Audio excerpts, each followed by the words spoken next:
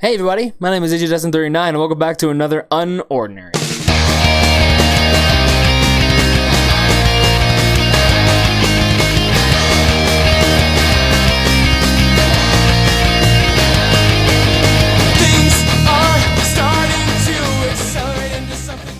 Today we have episode 171, and so today we have episode 171. So last time we had Blake finish the job that he set out to do. It really did feel like a filler arc. I'm sorry.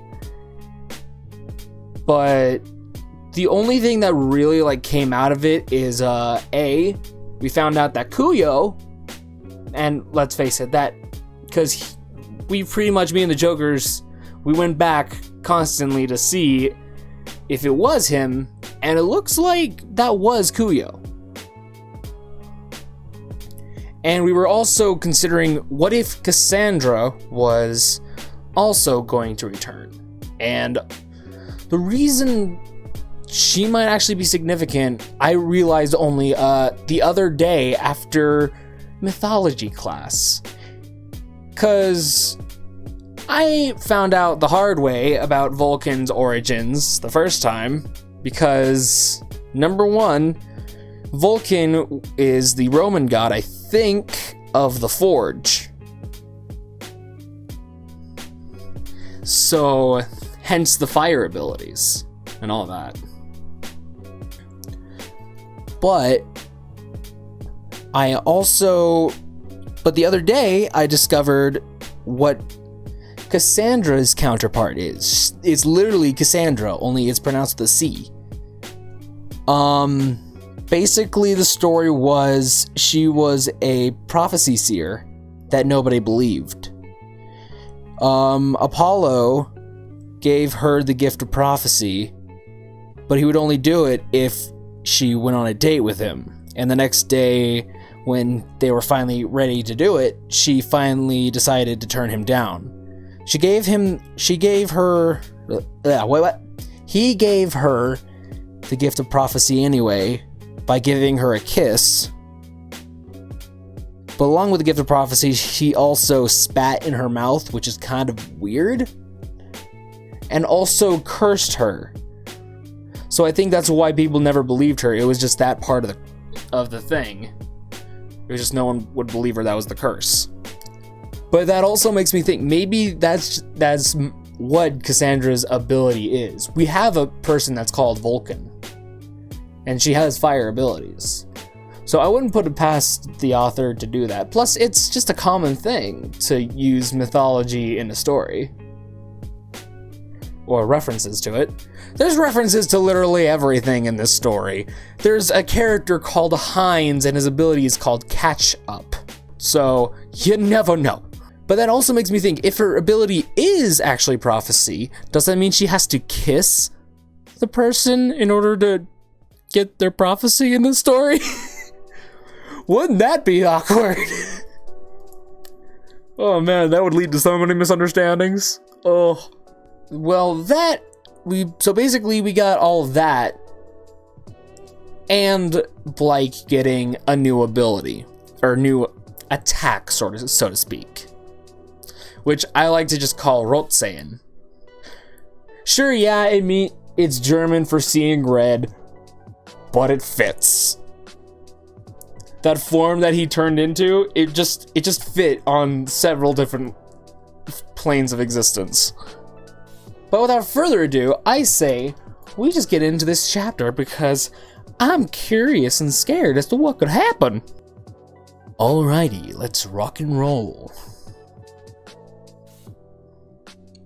So we have Blake again. He still has the scratch. Last night, new side. He's thinking about that attack again, yeah. I actually managed to pull that off. Wait, so he was trying to do that attack? Okay, that really is throwing me through a loop, because I have been asking the question of, is there other people who have Blight's ability? Is there just... Because is this just a society where there's all kinds of abilities that people just have in common place? It's just some have, or some are stronger with it and others use it in different method or different styles. Like Blake, for example, he has energy beam, yeah, but he also can throw up, but he can also form it into a ball and just yeet it. He could do the 8 lasers currently, and then he did that. So is there just other people that have that ability or similar abilities? So there's like a whole list of attacks that you could maybe pull off if you're skilled enough? These are the things that I wonder when I read this story half the damn time, because time manipulation in Sarah's family is hereditary. So you gotta wonder.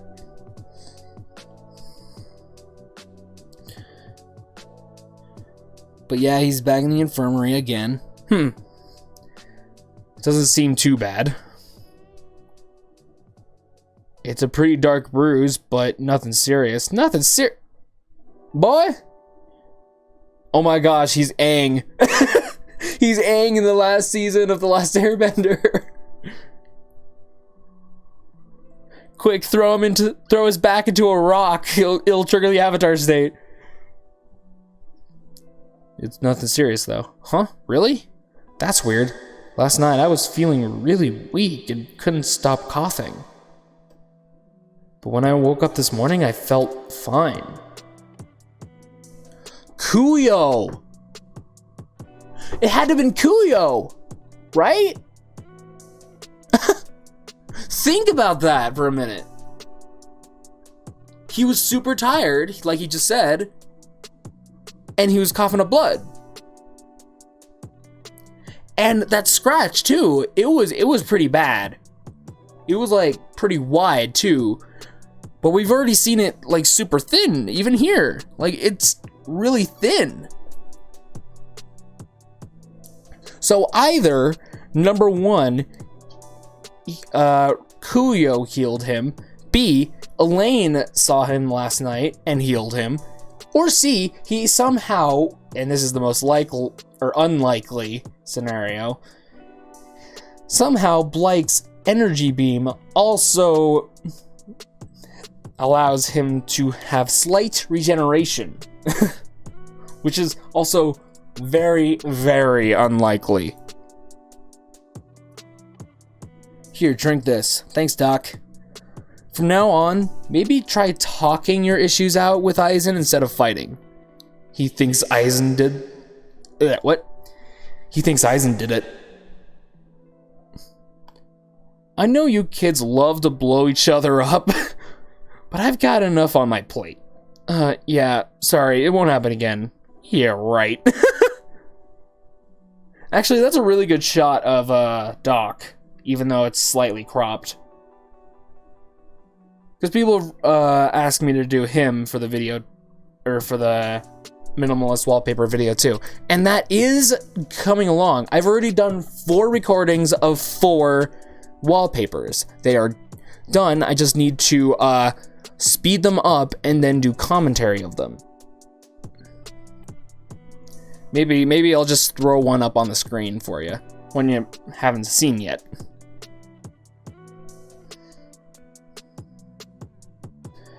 And now we're with Aizen. Oh no, oh no, oh, my body hurts. Actually, I could also do a second Seraphina with that, because I already had that one well before I did the video. Then one of Sarah, I just thought I was just gonna put a background to it. But maybe I can also just do this one instead. Huh? Oh, hey, Seraphina. What brings you here? Did you need something?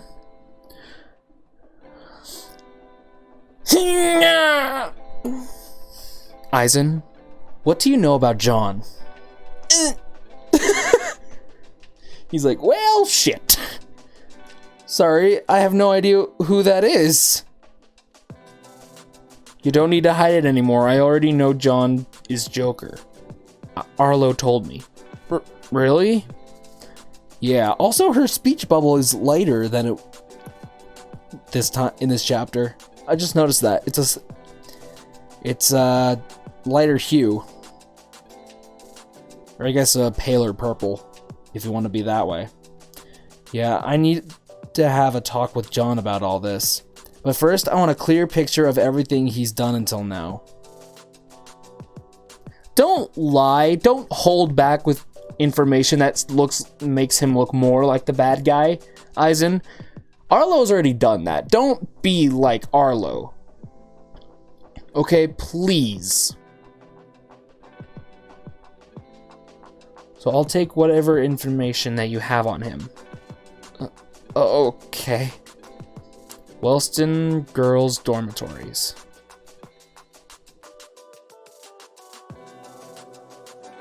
Yep. No, do not activate ability when handling situations involving John.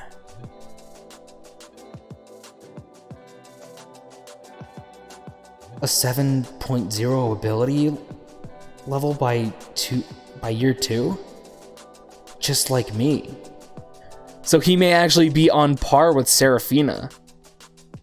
Oh gosh, that is an even scarier thought. But John wasn't always this strong. According to these files, he started off as a cripple. John was a troubled kid back then.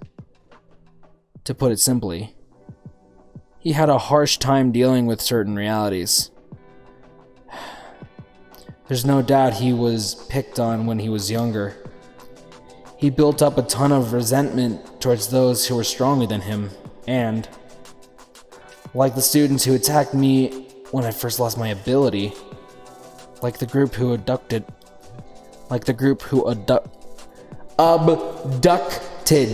me. Words, ganga me feel stupid. Like all the fake Jokers. John always hated the chance to retaliate.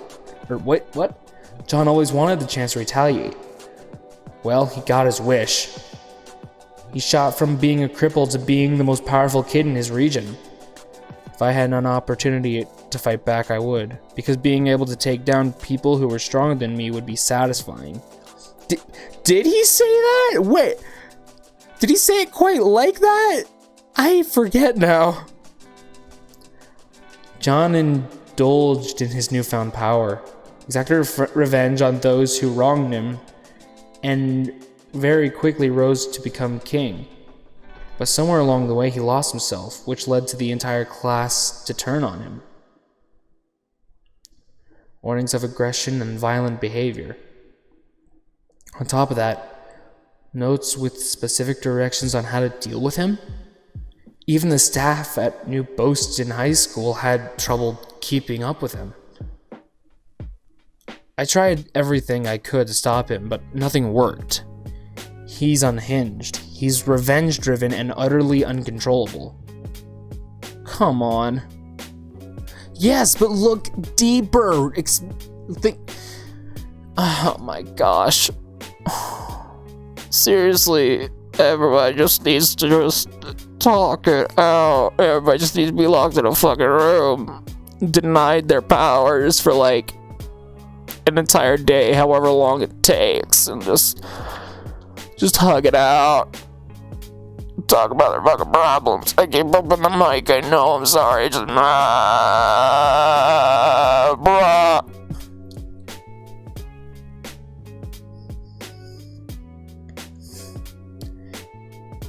His records are consistent with everything Arlo said. John was a reckless high tier. After hospitalizing his classmates, John was finally expelled from New Boston. That was around the time UnOrdinary was published. I see. So UnOrdinary was William's way of teaching John to use his power responsibly. John reread it often. Its message definitely meant a lot to him. All the stuff he used to preach to me about. A stronger person isn't always right, you know. I don't think he was faking it. Damn right. That was the real John. I don't care what anybody else says and claims that, like, no, this is the real John, the one we're seeing now. No, that's the demon that was created through John's powers. It does not mean that that's the real him. In fact, he wanted to be a better person, and he did. He decided to leave his past behind and decided to make a better future for himself. And he did so as a cripple. He decided that then he could be the person he wanted to be, the person that he was before he had powers, kind-hearted and all that.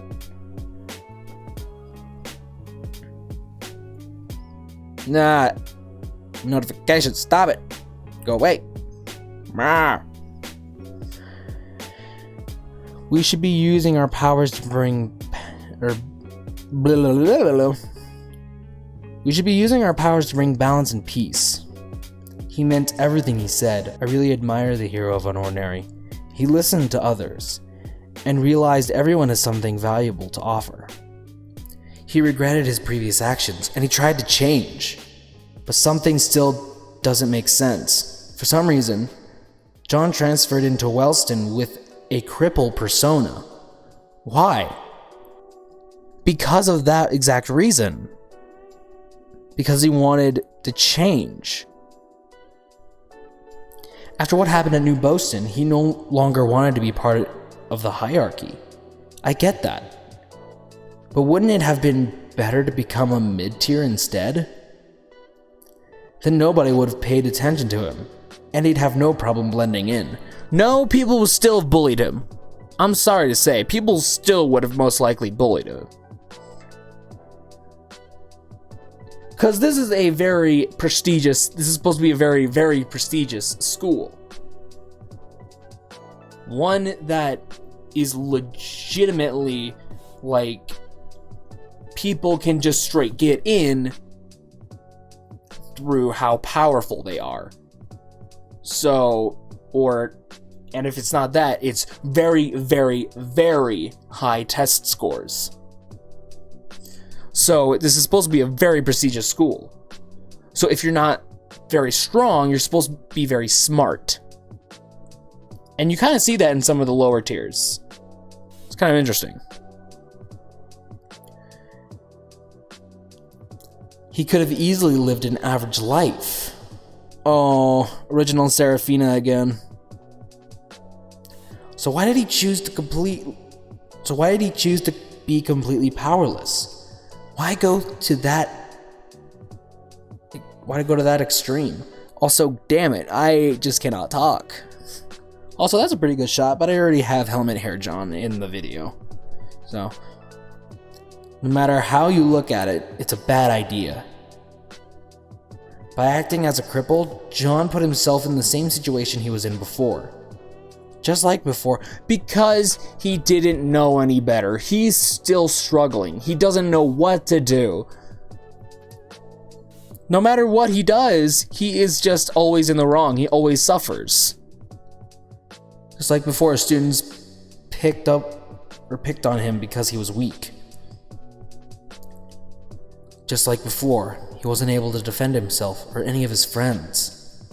And just like before, he couldn't handle the pain of being a cripple. And so No, that wasn't the reason he relapsed. That wasn't at all. That was Arlo. That was 100% Arlo. Fucking hell. Like, go to Ventus and Millie. Explain what Arlo had them... Have them tell you what Arlo had them do, okay? Hell. John, haven't you realized? You're repeating the same mistakes. Yep, everybody knows it. Roland. Hey, Roland. Serafina, can you come to the infirmary? Why? What happened? It's Evie. She's unconscious.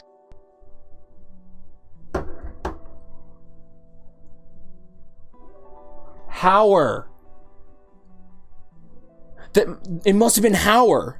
Shit. The only people I could think who did it, who could have attacked Seraphina, or Evie as Joker. And that's the end of the chapter, by the way. Fuck. The only people who I could think of who could have done that is Howard, Cleo, the person that attacked her and Seraphina, and Evie blinded her so that Sarah can kick her ass. And the third person was... Well, actually, no. Evie didn't even do anything that fight. She just kind of got in the way and then got injured pretty bad. So I don't think that Joker would have held a grudge. So it's either Cleo or Howard, the heat palm dude. And I only remember that because of those two characters' names, even though we haven't seen them in fucking ages, is simply because I watched the power ranking video. That is very useful. Oh my gosh. It is just that useful to me. And I realize it. Okay, Joker attacked her, huh? And now here's the thing. She's gonna start even questioning, was it the real John? Or was it a faker? She probably will assume it's a faker. But she's also gonna be like, I just can't take that chance. With how many Jokers there are running around, it is very, very difficult to know which one actually did it. Ugh. I feel sad. I feel hella sad. I'm trying to figure out, like, how Seraphina really feels about the situation based on all this data. Oh man, I'm struggling. But enough with this. After I am finished with this recording, I have to do the commentary and editing of the whole thing, which I hope is the next video that I post.